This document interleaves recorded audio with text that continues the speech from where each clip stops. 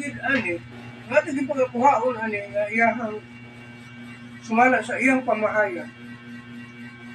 Dunay tutulo. For to me to live is Christ and to die is gain. Kaysa akong pagkinabuhi mao si Kristo.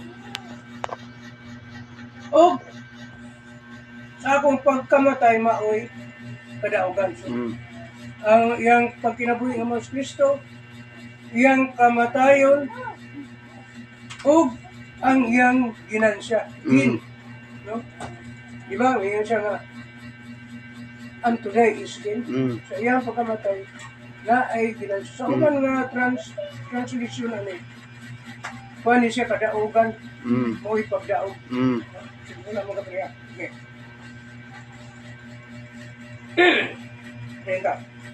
Kay alang kanako, ang pagkinabuhi mao si Kristo, ug ang kamatayon maoy kaayuhan, ug ang nga translation is kaayuhan. So, sa Cebuano nga kuanin, no? Sa Cebuano nga translation, nagkalain-lain ko yung King James, dunay NIV, yung International Version. Dayon, doon na po sa Catholic na version, muuning kaayuhan, Catholic na Bible. Para sa China ba nga, ang John 3:16, ang